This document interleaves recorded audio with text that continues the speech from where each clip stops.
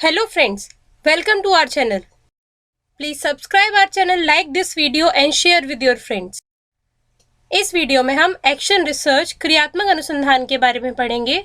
ये NTA net exam के according paper 1 के यूनिट 2 का भी एक पार्ट है और इसके अलावा अगर एजुकेशन पेपर की बात की जाए तो उसमें यूनिट 6 में ये आता है। इससे पहले वाले वीडियोस में हम टाइप्स ऑफ रिसर्च को समझ रहे थे, जिसमें फर्स्ट टाइप हमने समझा था on the basis of objective of research. जो शोध है उसके उद्देश्यों के आधार पे क्या टाइप्स होने चाहिए, जिसमें 3 टाइप्स है: basic research, fundamental research, applied research and action research. हमारे 3 टाइप्स ये थे, जिसमें से कि फर्स्ट 2 को हमने एज अ डिफरेंस, मतलब बेसिक रिसर्च और अप्लाइड रिसर्च में क्या डिफरेंस होता है उसके आधार पे वीडियो बनाया था, जिसका लिंक आपको डिस्क्रिप्शन में मिल जाएगा। अब आप हमें ये बताइए कि अगर आपको इनके सेपरेट वीडियोस चाहिए तो अभी हम बना सकते हैं। आप कमेंट करके हमें बता दीजिए। इस वीडियो में हम एक्शन रिसर्च की बात करेंगे।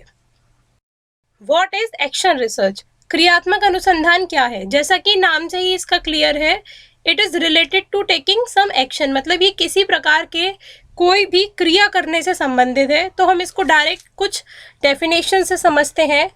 फर्स्ट टाइम ये टर्म यानी कि एक्शन रिसर्च टर्म जो आया था वो स्टीफन एम कोरे ने सबसे पहले इस टर्म को लाए थे और उन्होंने इसे डिफाइन किया था as the process by which practitioners attempt to study their problems scientifically in order to guide, correct and evaluate their decisions and actions is called as action research. जो भी प्रैक्टिशनर्स या किसी भी क्षेत्र में काम करने वाले जो भी व्यक्ति हैं उनके द्वारा किया गया किसी प्रॉब्लम का सॉल्यूशन, जो वो भी कैसे साइंटिफिकली हमने कोई प्रॉब्लम का सॉल्यूशन फाइंड आउट किया है जो कि हमें गाइड कर रहा है उस प्रॉब्लम को करेक्ट करने के लिए, इवेलुएट करने के लिए और उनके डिसीजंस को करेक्ट एंड इवेलुएट करने के लिए और आगे एक्शंस लेने के लिए, वही हमारी एक्शन रिसर्च है। हिंदी में अगर इसको समझे तो वह प्रक्रिया जिसके द्वारा प्रैक्टिशनर अपनी समस्याओं का वैज्ञानिक विधियों से अध्ययन करने का प्रयास करते हैं, जिससे अपने निर्णयों और कार्यों का मार्गदर्शन, सुधार और मूल्यांकन किया जा सके, उन्हें क्रियात्मक अनुसंधान कहा जाता है। आई होप आपको इतना समझ में आ गया होगा। आपको कोई भी डाउट होता है आप हमें कमेंट करके बताइए। उसके अलावा भी अगर आपको कुछ भी हमें सजेस्ट करना है या फिर ये बताना है कि वीडियो कैसा लगा तो आप कमेंट करके बता सकते हैं। आजकल हमने नया एक सेगमेंट स्टार्ट किया है जिसमें हम अपनी जो स्टोरीज वाला सेक्शन होता है, अगर आप मेटा एजुकेशन के लोगो पर क्लिक करेंगे तो आप स्टोरीज हमारी देख पाएंगे। वहाँ हम डे वाइज जो भी हमारे कमेंट ऑफ द डे करके एक कमेंट आपका सेलेक्ट करके डालते हैं, जिससे कि हम आपको थैंक्स कह पाए जो भी आप हमारे को कमेंट करते हैं उसके लिए। तो आप पिछले जो कमेंट ऑफ द डे है वो भी देख सकते हैं और अगर आपका कमेंट सेलेक्ट होता है उसके लिए तो भी आप हमारा वो एक तरीका है आपको थैंक्स करने के लिए। That's all. सो आपको कोई भी डाउट है तो आप कमेंट करके भी हमसे पूछ सकते हैं या बता भी सकते हैं कि ये वीडियो कैसा लगा।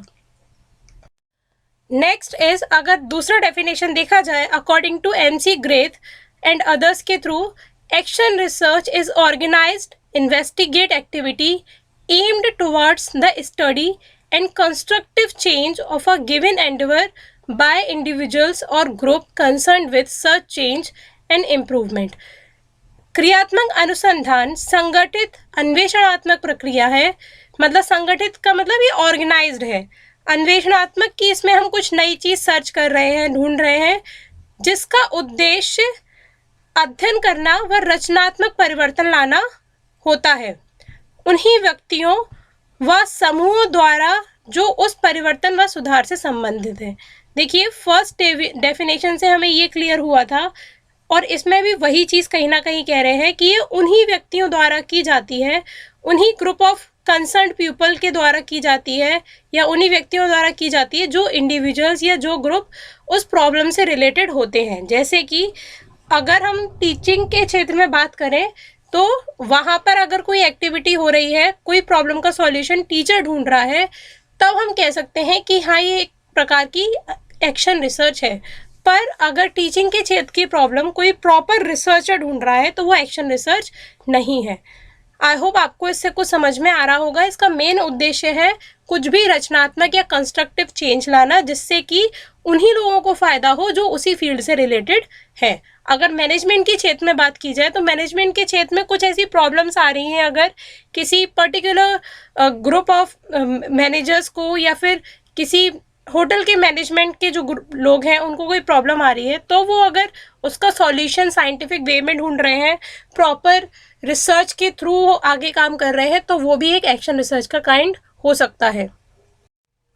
In the field of education अगर हम बात करें शिक्षा के क्षेत्र में, तो डेफिनेशन क्या हो सकती है? सीवी गुड के अकॉर्डिंग हमने डेफिनेशन यहाँ दिया है, action research is research used by teachers. Action research वो है जो शिक्षकों के द्वारा यूज किया जा रहा है, सुपरवाइजर्स एंड एडमिनिस्ट्रेटर्स, या फिर स्कूल के जो एडमिनिस्ट्रेटर्स या जो प्रशासक हैं उनके द्वारा यूज किया जा रहा है, टू इम्प्रूव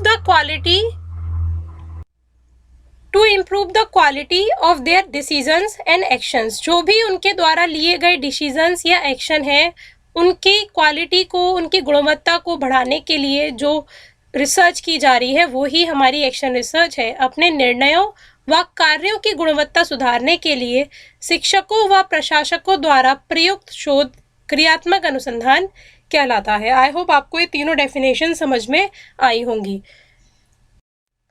अब अगर प्रोसेस ऑफ एक्शन रिसर्च की बात की जाए तो उसमें हमारे कुछ 5 प्रोसेस रहते हैं। First is diagnosing. इसमें हम कोई भी प्रॉब्लम को पहले डायग्नोस करते हैं, यानी कि उसको पता करते हैं। Identifying and defining a problem, जिसमें कि हमारे 2 स्टेप रहते हैं, पहला आइडेंटिफाई करना और प्रॉब्लम को डिफाइन करना। Second is action planning. अब हमने प्रॉब्लम आइडेंटिफाई कर ली, जैसे क्लास में बच्चे अगर शरारत कर रहे हैं और उसका बिल्कुल उचित शब्दों में उसे डिफाइन भी कर दिया, उसके बाद में अब एक्शन क्या लेना है? Considering alternative course of action. उनको सुधारने के लिए हम क्या एक्शन ले सकते हैं वो पता करना। Then taking action.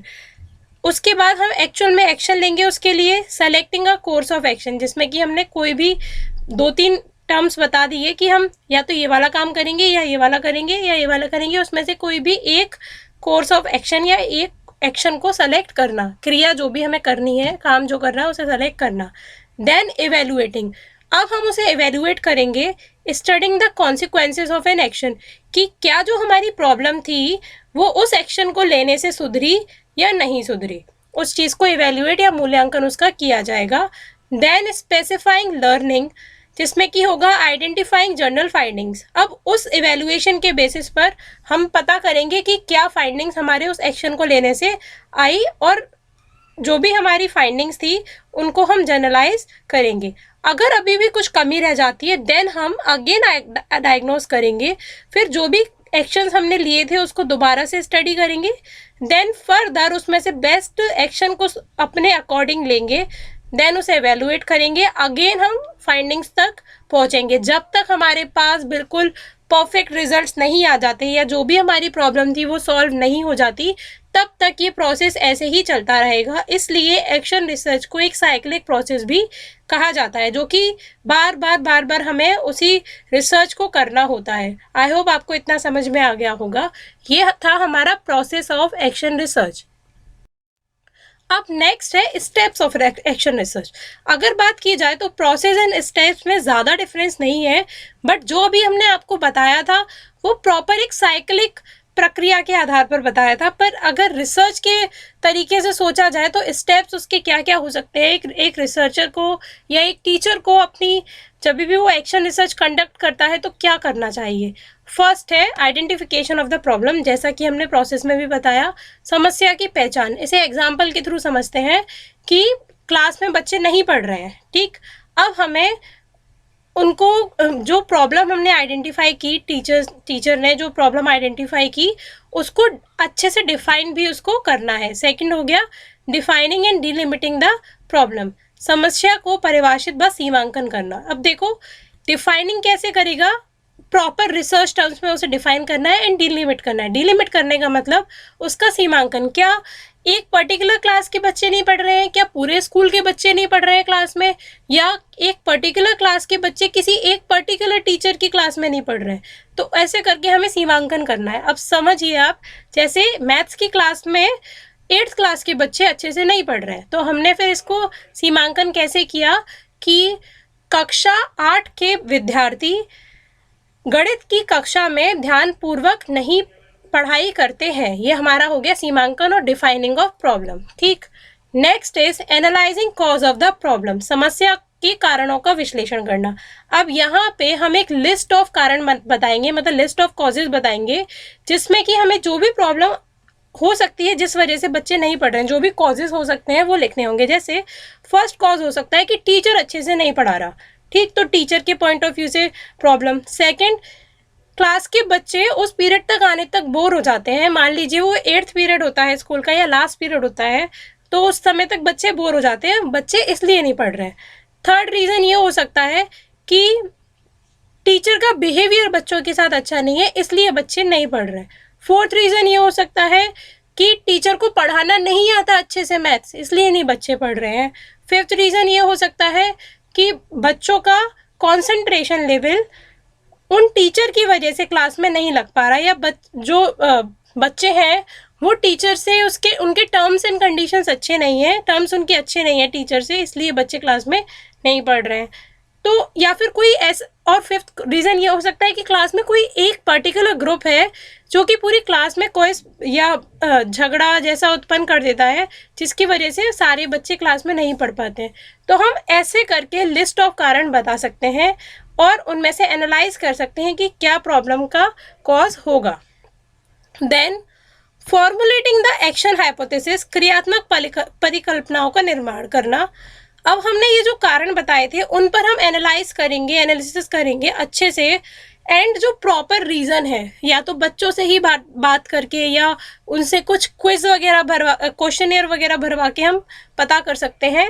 देन उसमें जो हमारे पास मोस्ट जो कॉज हमें मिल रहा है, जिसको सब बच्चे कह रहे हैं कि हाँ मैडम यही वाला कॉज हमारे लिए है, इसलिए हमारा मन नहीं लगता पढ़ाई में, मैथ्स की क्लास में, तो जब वो कॉज बता देंगे तब आप क्या करेंगे, उसके आधार पर क्रियात्मक परिकल्पनाओं का निर्माण करेंगे, हाइपोथेसिस बनाएंगे उन एक्शन के लिए।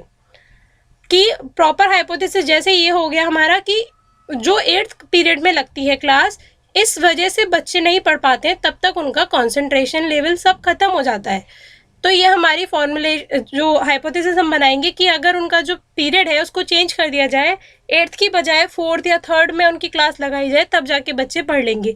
इसको हम प्रॉपर टर्म्स में डिफाइन करेंगे। देन हमारा 5th है designing for testing the action hypothesis, design for testing the action hypothesis, क्रियात्मक परिकल्पनाओं के परीक्षण का प्रारूप तैयार करना। अब हम ये बनाएंगे कि कोई भी जो बच्चे हैं, मतलब जो हमारी हाइपोथेसिस बनी है उसको हम कैसे सॉल्व करेंगे, क्या डिज़ाइन होगा। अब हमने इसका डिज़ाइन बनाया कि पीरियड को चेंज कर दिया जाए एंड जो कंटेंट है वो वैसे ही चलता रहेगा। ठीक, अब जब कुछ दिन बाद आफ्टर 1 मंथ या आफ्टर 1 वीक, 2 वीक, 3 वीक, जो भी हमारा टाइम ऑफ एक्शन रिसर्च हमने दिया है, उस टाइम के बाद हम देखेंगे कि क्या कंक्लूजन निकला, क्या बच्चे अच्छे से पढ़ाई कर पा रहे हैं या नहीं कर पा रहे। अगर नहीं कर पा रहे तो हम दूसरी जो अगली प्रॉब्लम थी उस पर आएंगे, और अगर बच्चे अब सही से पढ़ रहे हैं, कंसंट्रेशन लेवल उनका सही है और झगड़ा वगड़ा कुछ नहीं हो रहा क्लास में, देन हम जो फाइनल उसका निष्कर्ष है वो बता देंगे, और आगे अपनी जो प्रॉब्लम है वो सॉल्व हो गई, या पीरियड जो हमारा है वो 3rd या 4th जो भी क्लास में बच्चों को पढ़ाने का रखा था वही रहेगा। तो ये हमारा सॉल्यूशन हो गया उस प्रॉब्लम का जो हमने फर्स्ट स्टेप में आइडेंटिफाई की थी। आई होप आपको इतना समझ में आ गया होगा। अगर कोई डाउट है स्टिल, देन आप हमें कमेंट करके बता सकते हैं, और साथ ही ये भी बता सकते हैं कि आपको वीडियो कैसा लगता है, क्या समझ में आता है, क्या नहीं आता है। अब टाइप्स ऑफ एक्शन रिसर्च की बात करें तो मेन 3 टाइप्स होते हैं। इंडिविजुअल एक्शन रिसर्च, मतलब किसी जो भी संगठन है उसमें किसी एक ही बंदे को कोई प्रॉब्लम आ रही है और उसी अकेले पर्सन ने उस प्रॉब्लम को दूर करने के लिए अपनी रिसर्च स्टार्ट कर दी, तो वो इंडिविजुअल एक्शन रिसर्च हो गई। Second, collaborative action research. Collaborative मतलब एक ग्रुप ऑफ पीपल है उस ऑर्गेनाइजेशन में कि 3-4 बच्चे, 3-4 रिसर्चर्स हैं या फिर 3-4 टीचर्स हैं, अगर टीचिंग की बात की जाए। जैसे एक पर्टिकुलर 4th क्लास से रिलेटेड जितने भी टीचर्स हैं वो सब कहते हैं कि भैया 4th क्लास बहुत शोर मचाती है, पढ़ाई नहीं करती है, तो 4th क्लास में पढ़ाने वाले सारे टीचर्स मिलके 4th क्लास पे रिसर्च कर रहे हैं, तो वो उनकी कोलैबोरेटिव एक्शन रिसर्च हो गई। ऐसे ही थर्ड अगर देखा जाए तो स्कूल वाइड एक्शन रिसर्च, मतलब पूरे स्कूल को ही कोई समस्या आ रही है, किसी पर्टिकुलर टीचर या किसी एक विशेष क्लास को नहीं आ रही है, तो वो पूरा स्कूल ही पूरा स्कूल मतलब उसके सारे टीचर्स मिलके उस समस्या को दूर करने का प्रयास करेंगे, या कोई भी ऑर्गेनाइजेशन को समस्या आ रही है तो उस बेसिस पे जो रिसर्च की जाएगी वो स्कूल वाइड या ऑर्गेनाइजेशन वाइड एक्शन रिसर्च भी कही जा सकती है। तो ये 3 टाइप होते हैं आपके एक्शन रिसर्च के। कैरेक्टरिस्टिक्स ऑफ एक्शन रिसर्च अगर देखी जाए, first it is based on empirical research, मतलब जो भी अनुभवजन्य शोध होते हैं या फाइंडिंग्स होती हैं उस पर ये बेस्ड होती है। जैसे अभी टीचर को जो भी परेशानी आ रही थी, हमने एग्जाम्पल बताया, उसके अनुभव से ही उसने उसका सॉल्यूशन निकाला। Second, it's a type of applied research, जैसा कि जब हम आपको अप्लाइड रिसर्च बता रहे थे तभी भी बताया था कि एक्शन रिसर्च ही अप्लाइड रिसर्च का एक टाइप है। Helpful to evaluate local problem, इसका जो मेन पर्पस होता है वो लोकल प्रॉब्लम्स को ही इवेल्युएट करना होता है, तो इसलिए इसमें कोई जनरलाइजेशन नहीं हो पाता कि हम पूरे इंडिया का या पूरी पॉपुलेशन को के लिए इसको जनरलाइज कर पाए। It provide solution of immediate problems, और ये हमेशा जो इमीडिएट प्रॉब्लम्स होती हैं, समस्याएं जो तुरंत आ रही होती हैं, भविष्य में आने वाली समस्याएं होती हैं, उनका ही सॉल्यूशन प्रोवाइड करती है। ऑब्जेक्टिव इन नेचर, ऑब्जेक्टिव इसलिए होती है क्योंकि इसमें हम प्रॉपर साइंटिफिक मेथड्स को यूज़ करते हैं, किसी सिंगल पर्सन की जो भी बिलीव्स हैं और उसके जो भी आइडियाज़ हैं वो इसमें शामिल नहीं होते। Next, limited to local population, वैसे ही जैसा अभी बताया कि लोकल प्रॉब्लम्स को दूर करती है, इसीलिए ये लोकल पॉपुलेशन तक इसके जो है आंसर्स या जो फाइंडिंग्स है वो लिमिटेड रहती हैं। ये एक साइक्लिक प्रोसेस है, लगातार चलता रहता है, और जब तक हम पक्के सॉल्यूशन तक नहीं पहुंच जाते तब तक हम रिसर्च करते रहते हैं। स्कोप इज़ ब्रॉड, इसका जो स्कोप है वो ब्रॉड है, क्योंकि एक स्कूल की ही अगर बात की जाए एग्जाम्पल के तौर पे, तो स्कूल में इतनी सारी समस्या होती हैं डेली बेसिस पे, तो एक्शन रिसर्च अगर एक टीचर भी अपनी एक क्लास में अप्लाई कर रहा है और ऐसे ही हर किसी को प्रॉब्लम आ रही है, तो बहुत सारा स्कोप है इसका कि एक टीचर अपने हर एक सब्जेक्ट के लिए हर एक क्लास में अप्लाई भी कर सकता है, तो इसका स्कोप जो है क्षेत्र बहुत व्यापक है। फ्लेक्सिबल इन नेचर, यहाँ पे फ्लेक्सिबिलिटी बहुत होती है, टीचर अपने अकॉर्डिंग, अपने टाइम के अकॉर्डिंग, अपनी नीड के अकॉर्डिंग जो भी है रिसर्च इसमें कर सकता है, जब चाहे तब इसमें फेरबदल किए जा सकते हैं, उसकी फाइंडिंग्स में जितनी बार चाहे उतनी बार प्रोसेस को दोहराया जा सकता है। तो आई होप आपको समझ आया होगा कि एक्शन रिसर्च क्या है। अगर आपको कोई भी डाउट लगता है आप कमेंट करके हमें बता सकते हैं, और अभी हम अपनी जो भी स्टोरीज़ हैं अपने चैनल की स्टोरीज़ वो अपलोड करते हैं, वहाँ पर से देख सकते हैं, और आपके कमेंट्स को भी हम नॉमिनेट करते हैं कमेंट ऑफ द डे में, तो आप वो भी जाके देख सकते हैं। Thank you friends, I hope आपको ये पसंद आया होगा। नेक्स्ट वीडियो आने तक आप यहाँ पर दे रखा स्टैट से रिलेटेड वीडियोज़ एंड यहाँ पर प्रीवियस ईयर से रिलेटेड जो वीडियोज़ हैं उनको भी देख सकते हैं। अगर आपको ये पसंद आया देन लाइक दिस वीडियो, अपने फ्रेंड्स को शेयर कीजिए and subscribe our channel. Thank you and have a nice day.